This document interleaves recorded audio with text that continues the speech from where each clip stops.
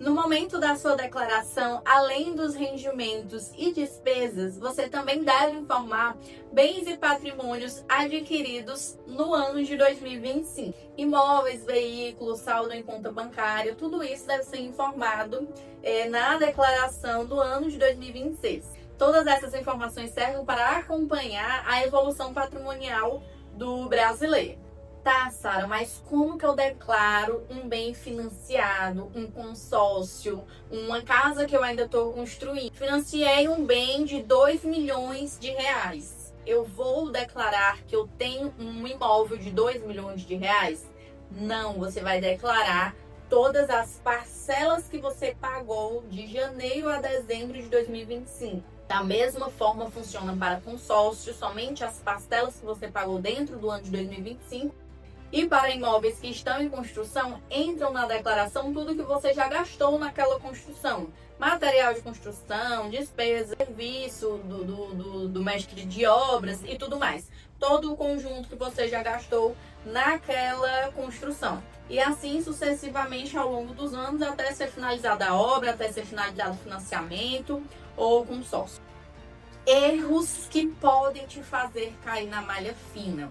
Entre eles, o principal, omissão de receita. Não declarar todos os rendimentos. Você trabalha de carteira assinada, você tem uma confeitaria, você tem 3 casas alugadas e na hora da declaração você informa só o salário da carteira assinada. Você não informa o da confeitaria, você não informa o dos aluguéis que você recebe. Então isso pode dar inconsistência nas informações quando houver o cruzamento de dados. Outro ponto importante que eu já frisei muito no módulo anterior: cadastrar despesas que você não tem comprovação. Embora não seja exigido no momento de preencher a declaração os comprovantes, é importante que você tenha em mãos aqueles comprovantes, porque pode ser que a Receita ache algo errado. Ela tem os parâmetros dela de investigação, nem tudo é inteligência artificial, ainda há muito trabalho humano, então eles podem ver alguma incompatibilidade e te chamar a justificar e você não ter os comprovantes.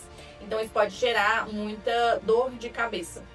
Omitir rendimentos de dependentes. Eu falei no módulo anterior, mas vou reforçar agora que se o seu dependente que você cadastrou para utilizar aquela despesa, ele tiver algum rendimento, esse rendimento deve ser somado ao seu, ele deve entrar na declaração. Erros na declaração de bens e patrimônios. Declarar o valor total do bem, sendo que você pagou apenas algumas parcelas, você financiou aquele bem. Então pode te fazer cair na malha fina, por quê?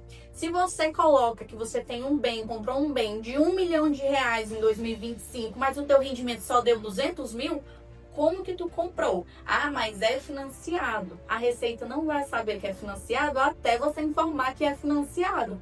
Por isso eu reforço que bens e patrimônios devem ser informados apenas as parcelas pagas durante os 12 meses do ano de 2025. E o outro erro é o cruzamento de dados, é a divergência das informações que você fala com as informações prestadas por bancos, instituições financeiras, empresas, e entra o que eu falei, aquelas informações pré-preenchidas que vêm quando você abre para fazer a declaração, você tem que verificar, e não quer dizer que estão totalmente corretas, porque aquelas informações são enviadas por pessoas também, elas podem cometer erros.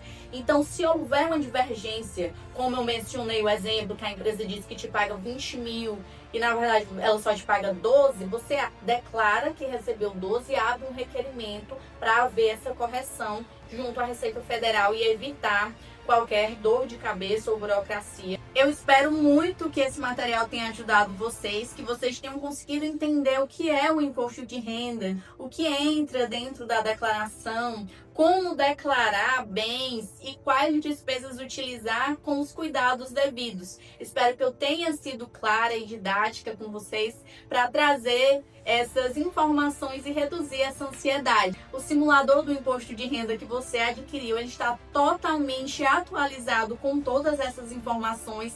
No módulo seguinte, eu vou estar mostrando como ele funciona e como você deve preencher. Ele é bem fácil, bem didático, e eu trouxe esses módulos realmente para você ter uma explicação a mais, para entender o porquê daqueles rendimentos, porquê daquelas despesas, porque eu não posso utilizar todas as despesas com a educação que eu tive, que é o triplo ou mais do que é o limite, mas é porque são determinações legais esses limites. No simulador do imposto de renda, você vai conseguir organizar os seus rendimentos e ele vai automaticamente classificar se ele é tributável, se ele é isento, se ele tem imposto retido na fonte. Serve até para você se policiar se você tem valores a serem restituídos, caso tenha tido retenção na fonte e você esteja dentro do limite de isenção. Nela você também vai identificar qual a dedução mais vantajosa, porque às vezes você tem gastos, você teve despesas legais com saúde e educação,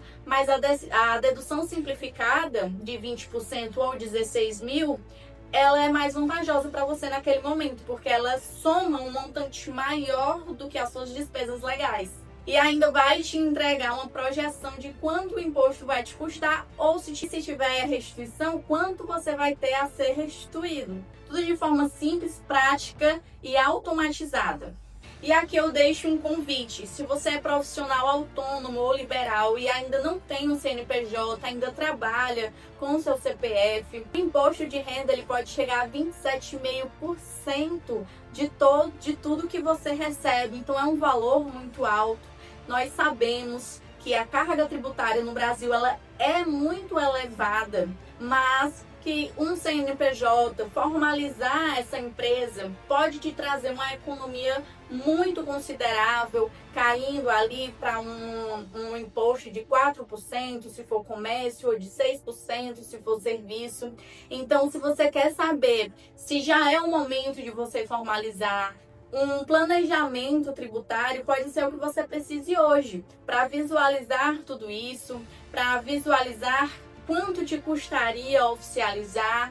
Então eu deixo o meu contato, caso você queira agendar uma consulta preliminar e entender todos esses parâmetros de ter uma empresa, como oficializar, quanto que custa ter uma empresa e como seguir o caminho mais econômico quando se fala de impostos e não recorrer a estratégias que podem colocar em risco a sua empresa, colocar em risco o seu nome, a sua história, estruturar de verdade e blindar isso que você vem construindo, que é um desafio muito grande empreender no Brasil e é para pessoas fortes e determinadas para conseguir aguentar toda essa carga de imposto, seguir gerando emprego, gerando renda, movimentando o financeiro das suas cidades, do seu estado, enfim, de toda a sua região. É o setor privado que movimenta o país, é o setor privado que movimenta a economia e é o setor privado que gera emprego, é o setor privado que tudo. Então, nada mais justo do que você procurar uma boa orientação, estruturar a sua empresa para pagar um imposto justo, pagar impostos a maior. Então, foi um prazer ter vocês aqui. O próximo módulo já é mostrando na prática como o simulador do Imposto de Renda 2026 vai funcionar.